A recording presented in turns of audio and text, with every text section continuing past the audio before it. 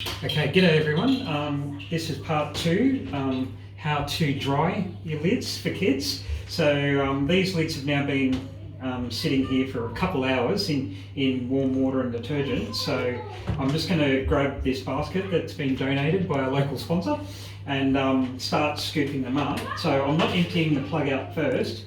I'm just going to open them.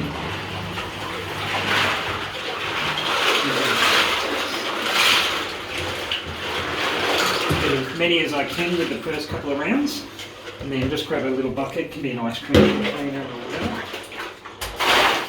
Chuck them all in.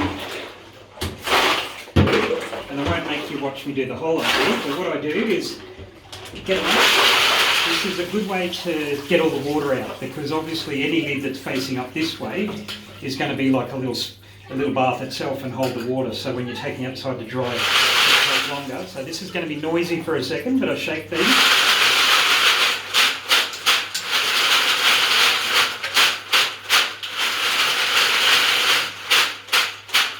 And then what I do is, because they've got a little bit of, they've still got detergent on them because they've been soaking in the bath obviously. So I just grab the cold water.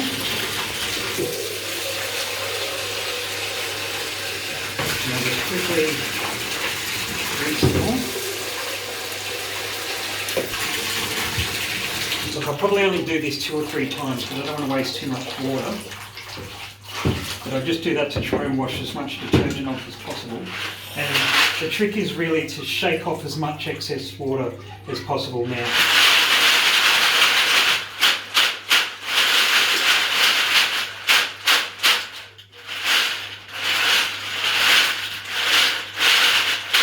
And once you're happy that you've shaken off as much residual water that you can, we'll take them outside and lay them out to dry. Okay guys, here we are outside. I've got a few more little plastic drying racks here that have been donated by another local sponsor. So once I'm confident that I've shaken off as much water as I can, I'll just empty these out, get the stragglers, push it out to dry.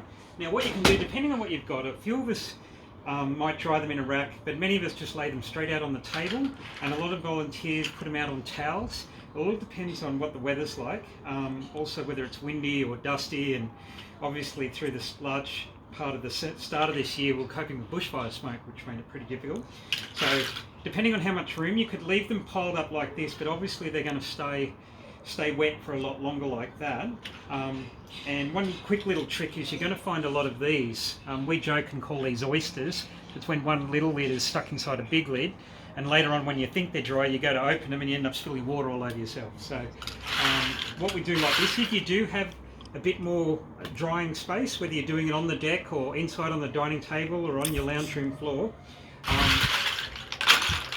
I lay them out individually, and you don't have to take a lot of time, but just sort of getting them so they're all one, not piled on top of each other.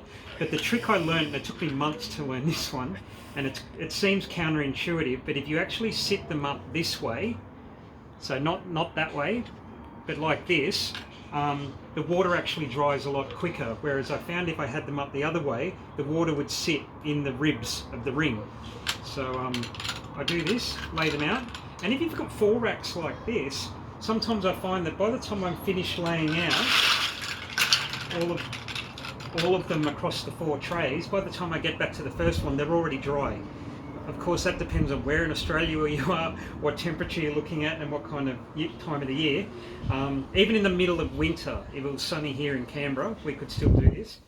But obviously another way, and this is a whole other video, but during the last few months here in Canberra where it's been quite cold, a lot of us have actually dried our lids on racks or even in pillowcases hovering over our ducted heating vents, or laying out in front of the wood fire. So anyway, this is just a quick one to show you how we do it, just lying them out like that.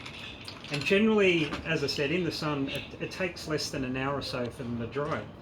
So I found this a pretty handy way to do it. Obviously these ones, when they are donated, they're not donated directly from the back of the shop that regularly uses them. I've actually found these down at lakes on clean-up days, found them at skate parks, abandoned ones basically. So see what you can find. I'm basically big on not having to go and buy any particular dedicated equipment, washing and drying stuff like this can be done on anything you've got lying around the home.